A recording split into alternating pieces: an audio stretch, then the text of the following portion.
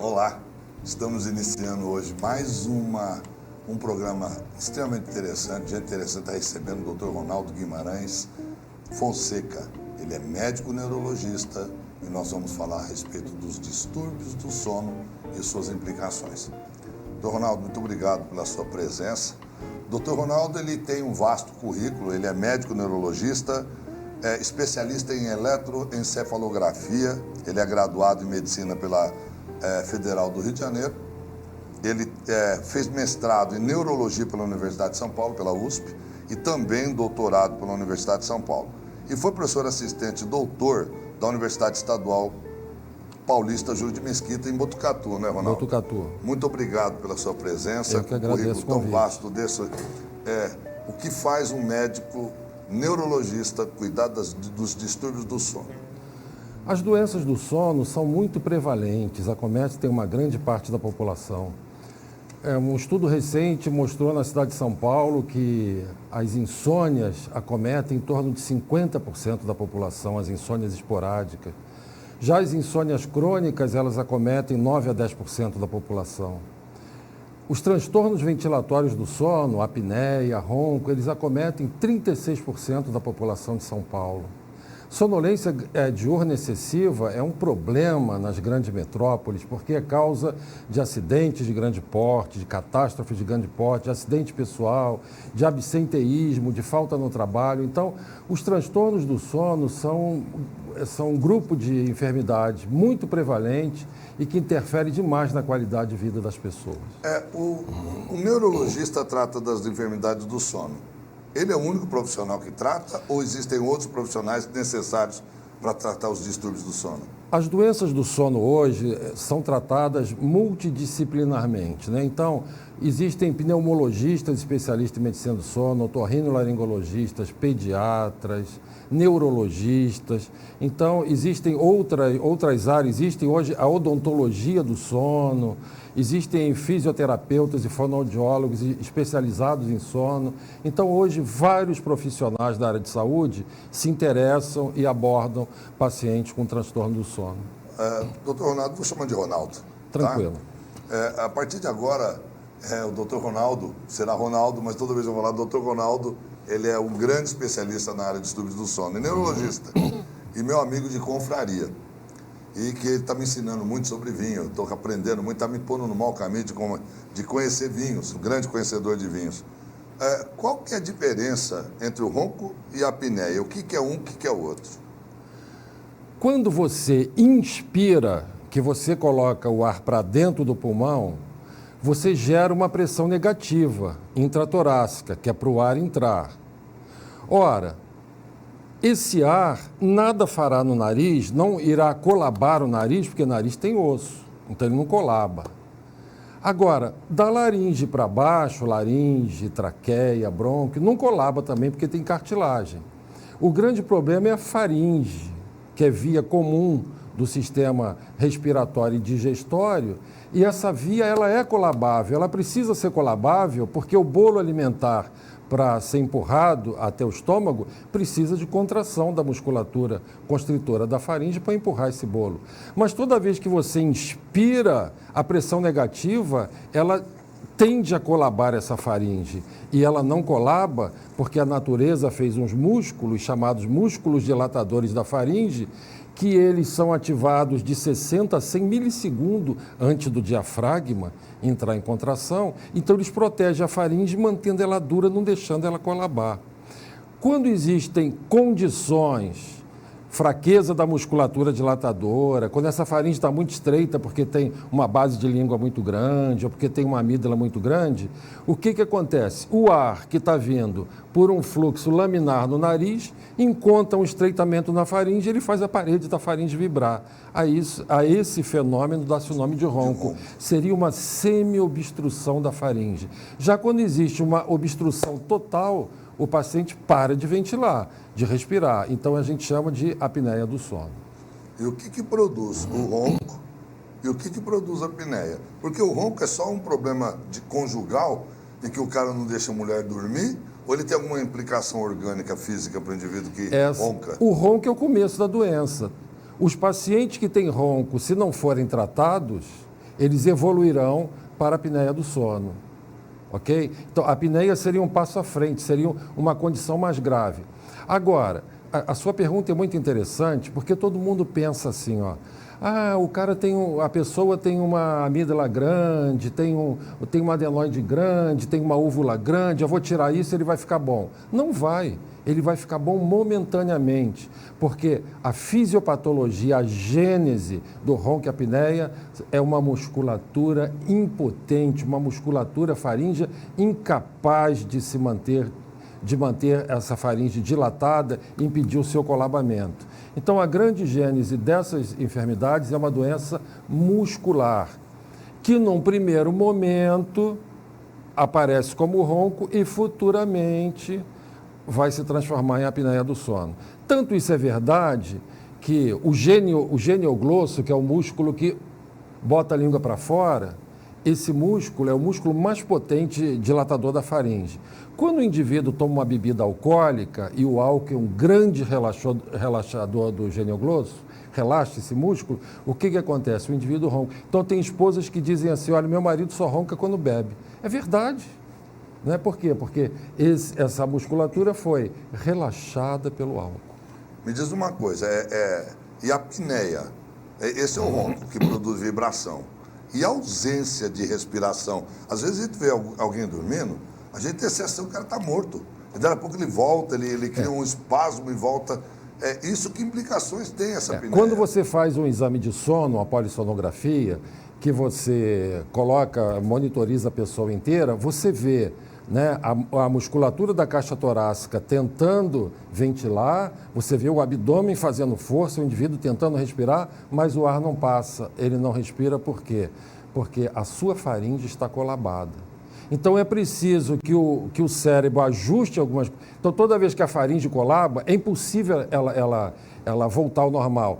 É necessário, então, que o indivíduo tenha um despertar breve. Despertares breves são aqueles que ocorrem até 15 segundos. Então, o indivíduo desperta, o cérebro desperto manda uma eferência, uma informação para essa musculatura dilatar. Então, esses indivíduos que têm apneia do sono, eles acordam para abrir a faringe, eles acordam 10, 15, 20, 40, 60, 80, 100 vezes por hora de sono. Nossa. Por hora de sono. Existem pacientes que têm 2 apneias por minuto. 2 por minuto. De tão grave que a situação é. Nesse caso, a pessoa vai acordar exausta. Ela vai acordar extremamente cansada. Nós só temos noção de que despertamos quando o fazemos por um tempo superior a 15 segundos. Despertares por tempo até 15 segundos não deixam consciência. Então, esses indivíduos, às vezes, despertam a noite inteira por 10, 12, 14 segundos e não têm consciência disso. Ao acordar de manhã, eles têm a sensação de um sono não reparador ou de um sono pouco reparador. E isso vai lhe dar a sensação de que ele não está pronto para um novo dia.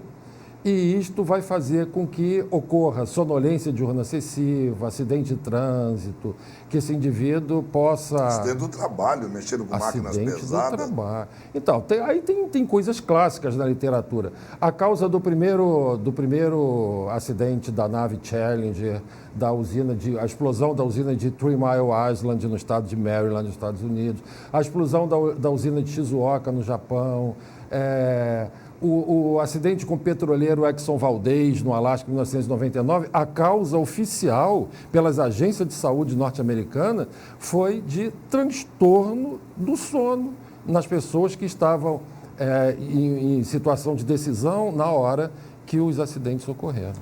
Ronaldo, a gente sabe que o envelhecimento, a úvula fica mais flácida com o próprio passar dos anos. Talvez por causa disso a pessoa de mais idade ela acaba roncando mais com a pessoa mais jovem.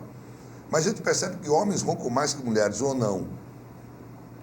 Os homens roncam mais que mulheres até elas chegarem na menopausa. Da menopausa, porque o estrogênio protege a faringe, protege a musculatura dilatadora da faringe. Da menopausa para frente é igual. E A esse prevalência é fator, igual. depressão, enfermidades físicas, ansiedade, o cara que durante o dia ele é um cara estressado.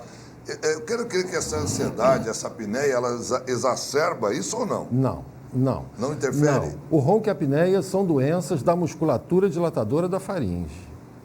São doenças dessas estruturas. Pioradas, quer dizer, se a musculatura já está doente, ter uma amígdala grande, uma úvula grande, ter deposição de gordura na faringe, pioram a condição. Independente da idade. Independente da... você vê, eu tenho um ambulatório de sono infantil na Unesp em Botucatu, a gente vê ronco e apneia com criança de meses, de 1 ano, 2 anos, 3 anos, 4 anos, igual no adulto. E quando Agora, uma coisa que se chama, uma coisa que a população ainda não tem ideia, né, ou que poucos conhecem, mas que é extremamente importante, é o seguinte: hoje em dia, o que se mais valoriza é o crescimento facial. O indivíduo que tem uma face bem desenvolvida, crescida, que as estruturas moles cabem na estrutura esquelética da face, esse indivíduo não vai ter problema de ronco e apneia. Hoje está acontecendo um problema no mundo inteiro que as faces estão ficando hipodesenvolvidas. A maxila não cresce o tanto que tem que crescer, não orienta o crescimento da mandíbula. Então, o que vai acontecer? As partes moles, língua e as outras partes moles, não cabem no espaço esquelético. Então, o que acontece? Hoje, o Guilherme Minot, que foi a pessoa que começou com isso em 1993, mostrou o seguinte: olha, se você quer prevenir a apneia do sono no adulto, começa a tratar a rinite alérgica que atrapalha o crescimento facial e começa a tratar crescimento facial na infância. Porque se você bota uma face para crescer, e hoje em dia é muito fácil você colocar uma face para crescer, tem vários aparelhos intraorais, tem várias condições que favorecem o crescimento facial, essas crianças vão respirar normalmente, não vão ter problemas quando se tornarem adolescentes ou adultos jovens. E nós temos que ir para um rápido intervalo, mas nós voltamos para falar de tratamentos do ronco e apneia. Não sai daí, voltamos já.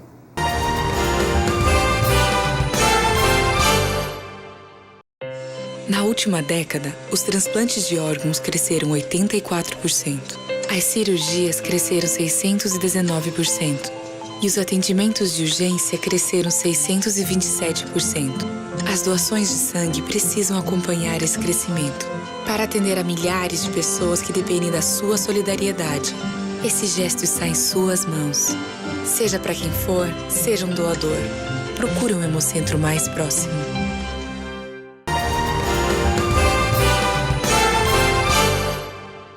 Olá, estamos de volta com gente interessante. E hoje nós estamos recebendo um convidado para lá de interessante, o Dr. Ronaldo Guimarães Fonseca. Ele é médico neurologista com todas as titulações que a carreira pode lhe dar, e ele está falando conosco a respeito de distúrbio do sono e das enfermidades oriundas e dos acidentes que chegam a produzir o problema de quem tem apneia, quem não tem uma noite bem dormida. Ronaldo, como é que a pessoa detecta clinicamente? Porque muitas vezes a pessoa é casada e a esposa fala: você está roncando muito, você está parando de respirar. Mas tem muita gente que vive sozinho. E como é que ela detecta que ela está começando a sofrer clinicamente os distúrbios do sono? Quais são os sinais que ela começa a perceber, desenvolver? Quais são as dificuldades? O quadro clínico da apneia do sono é muito variável. Existem pessoas que têm 15, 20, 25 apneias por hora de sono e são absolutamente assintomáticas. Então, às vezes, eles são levados ao consultório pela esposa e, às vezes, ficam até um pouco irritados porque não gostariam de ali estar, porque não tem sintoma algum. Por outro lado, existem pessoas que são muito sintomáticas e nós poderíamos dividir o quadro clínico da apneia do sono em duas vertentes: a vertente comportamental e a vertente autonômica. A vertente comportamental se caracteriza por sonolência diurna excessiva, dificuldade na realização de tarefas cognitivas, dificuldade para pensar, para resolver problemas, dificuldade na memorização, uma maior tendência a sofrer acidentes e um quadro psiquiátrico. O paciente fica um pouco depressivo, um pouco desmotivado. Baixo humor. Altera o humor completamente, diminui a libido, esses pacientes têm problema com a ereção peniana, problema com a sua vida sexual. Então, tudo isso acontece no indivíduo que tem apneia do sono. Agora, por outro lado, a vertente autonômica, ela ocorre pela dessaturação que vai acontecer. Quando o paciente para de respirar, o que acontece? A quantidade de oxigênio no sangue dele cai.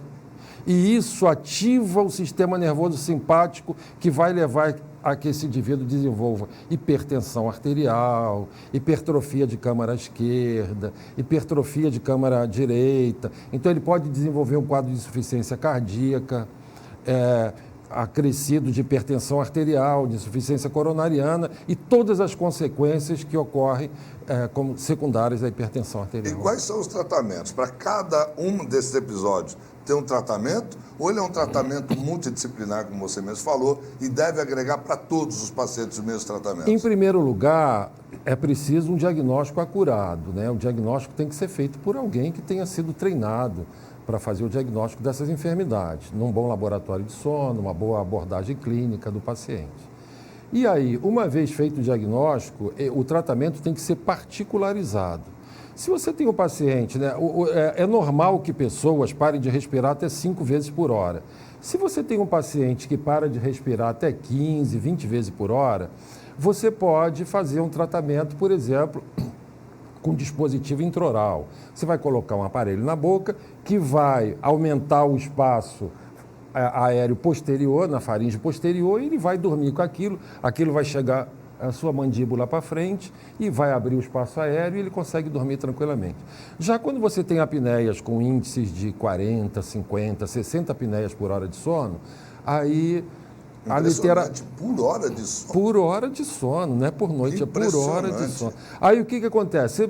Assim, a maioria das pessoas tratam com CPAP. Bota um aparelho, com uma máscara, com uma pressão aérea que vai aumentar a faringe aberta. Mas se você fizer um raio-x de face, crânio, um exame que se chama crânioencefalometria, e se você observar que o espaço aéreo posterior é muito estreito, às vezes o paciente não se adapta ao CPAP porque ele precisa de uma pressão muito alta e aquilo causa muito efeito colateral. Então, existem alguns pacientes que o tratamento ideal é um avanço de maxila, um avanço de mandíbula mesmo, ou um avanço maxilomandibular. E existem alguns pacientes, uma minoria, que se beneficia de tratamentos com cirurgia de partes moles, uvalopalato-faringoplastia e tantas cirurgias para partes moles que foram criadas. Então, cada pessoa é analisada individualmente. O tratamento é particularizado para cada pessoa. A pessoa tem uma apneia ou ele tem um ronco, ele quer tratar, ele quer procurar ajuda. Qual é o primeiro caminho? Ele deve ir a um médico que vai fazer um exame clínico, que deverá solicitar uma crânioencefalometria para estudar a parte óssea da sua face. Ele deverá ser visto por um otorrinolaringologista ou um cirurgião de cabeça e pescoço ou um bucomaxilofacial, que vão avaliar a sua via aérea para ver como essa via aérea é, se ela é muito estreita, se tem muito tecido linfóide, se o paciente pode se beneficiar de uma retirada de amígdala ou de adenoide, ou fazer uma uvalopalato-faringoplastia, ou simplesmente, se o problema estiver no nariz, tratar essa obstrução nasal para colocar um CPAP depois. Então, o tratamento tem que ser particularizado para cada pessoa. E pessoas que têm sono excessivo, não somente pelo distúrbio de ronca-apneia. Tem pessoas que têm sono, não conseguem acordar, acordam com grande dificuldade de exercer qualquer atividade física. Por exemplo, imagina uma pessoa dessa sendo motorista de um ônibus, dirigindo para uma empresa, ou dirigindo um caminhão na rodovia. E não devia ser praticamente todos passaram por um exame dessa importância antes de se habilitar a dirigir para um coletivo onde está ali 40, 50 pessoas estão dependendo dessa pessoa? Então, existem vários protocolos que já foram tentados ser implantados em vários locais do mundo, inclusive aqui no Brasil. Quando você tem um paciente com sonolência excessiva, que tem uma circunferência abdominal acima de 101 no homem, que tem uma circunferência de pescoço acima de 41 no homem, estou falando só para o sexo masculino, que quando você abre a boca dele, ele tem uma lampate 3 ou 4, ou seja, você não consegue ver quase nada. Tudo obstruído. tudo obstruído. Esse paciente seria um candidato a fazer uma polissonografia para ver se ele tem a apneia obstrutiva do sono. Agora, repare bem, você falou assim, pessoas que têm sonolência, muita sonolência durante o dia. A apneia do sono é apenas uma das causas de pessoas com sonolência diurna excessiva. Existem várias outras causas. Existem outras doenças do sono que causam sonolência, como, por exemplo, os transtornos do ritmo circadiano. Hoje em dia está na moda, deu um prêmio Nobel há 3 anos atrás, né?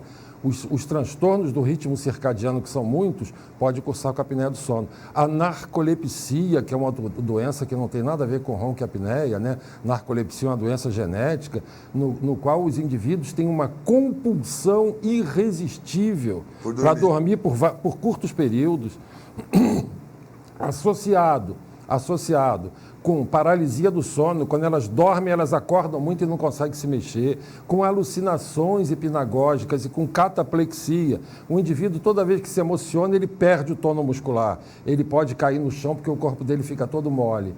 Então, a narcolepsia é uma doença que dá mais em criança, dá mais em adulto jovem, mas pode acometer pessoas com mais idade. É um outro diagnóstico diferencial importante a ser feito. Agora você entendeu a importância do neurologista tratar das enfermidades do distúrbio do sono?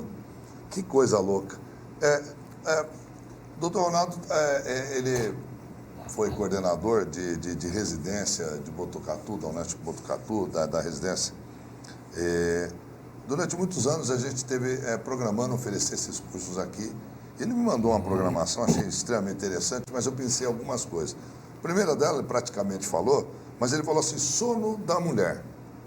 O que significa aprender sobre o sono da mulher? Qual é a particularidade que a mulher tem no seu sono que eu vi no programa? Olha, as insônias são o grupo de doenças do sono mais prevalente que tem. Elas são mais prevalentes do que os transtornos ventilatórios obstrutivos, né? E elas ocorrem de 3 a 4 vezes mais nas mulheres do que nos homens. Por quê? Porque elas estão muito relacionadas a transtornos da vida cotidiana, ansiedade, depressão. Isso tem uma prevalência maior em mulher. Então, principalmente nessa faixa etária aí dos 40 aos 60... Pré-menopausa.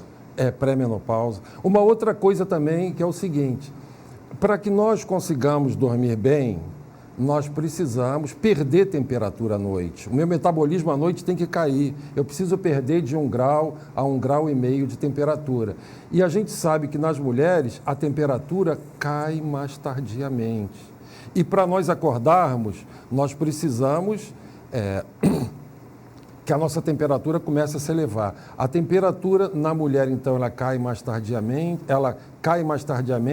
e ela começa a se elevar mais precocemente, mais cedo. Então, ela fica restrita a dormir um curto período. Outra coisa, para que se tenha uma boa qualidade do sono, é fundamental, quando escurece, a síntese e liberação de melatonina. A melatonina, por sua vez, na mulher, ela pode começar a ser sintetizada e liberada mais tardiamente.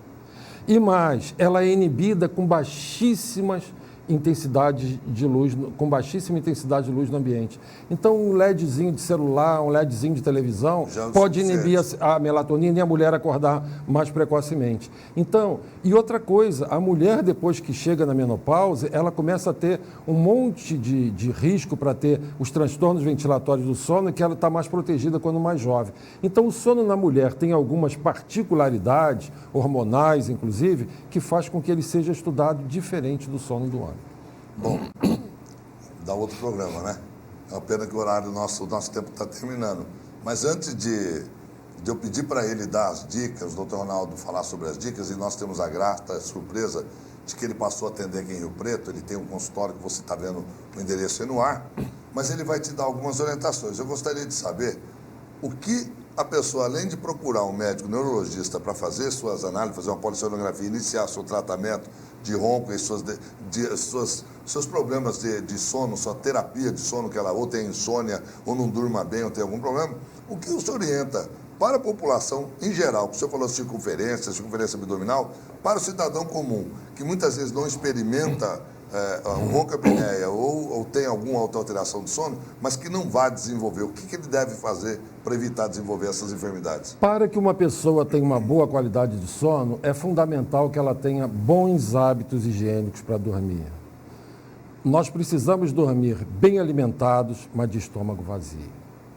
Como o esvaziamento gástrico demora de 3 a 5 horas, seria muito interessante que as pessoas aprendessem a não jantar muito tarde, que elas jantassem 6, 7 horas da noite e depois não comessem mais, que evitassem o álcool noturno, que evitassem ganhar temperatura à noite, porque a temperatura, o corpo muito quente, desfavorece o sono. Então, atividade física, a hora de atividade física é de manhã, à noite não se deve ganhar muito sono. Outra coisa é dormir de luz apagada. O ambiente de sono deve ser escuro, com pouco ruído, com a menor quantidade de roupa possível. Se você precisar sentir muito frio, faça um isolamento térmico com edredom grosso, mas sem muita roupa, porque ela estimula continuamente a pele e atrapalha a qualidade do sono. Se você fizer isto, você vai ter condições de ter um sono de melhor qualidade. Basicamente isso. Falar para uma pessoa que ela precisa emagrecer, ela tem apneia, que ela precisa emagrecer, é complicado, porque existe um probleminha aí que é o seguinte: o indivíduo tem apneia e engorda, ou ele engorda e tem apneia? Então, hoje em dia, os estudos têm mostrado que as pessoas que têm apneia comem mais e engordam mais. Então, na verdade, para que o indivíduo perca peso, ele precisa tratar a apneia para perder o peso. Então, é complicado. Se manda um indivíduo desse fazer dieta, ele fica 2 meses fazendo dieta, vai no seu consultório e perder 1 quilo, 1,5 quilo. Bom, então, televisão fora do quarto, evitar qualquer aparelho que tenha luz dentro do quarto. E o vinho, ajuda? Não. Não é um bom companheiro para ter uma boa qualidade de sono, né? O vinho é uma coisa que você faz esporadicamente, mas a associação de vinho com boa qualidade de sono fica complicado, porque por relaxar o principal músculo dilatador da faringe, ele propicia que o indivíduo tenha apneia de sono. O vinho lhe dá outros prazeres, mas ele não combina muito com sono de boa qualidade. Ronaldo, muito obrigado por sua entrevista. Eu que agradeço o convite. E já está convidado para um próximo programa e agradeço você também pela sua companhia, pela sua audiência. Até o próximo, gente interessante.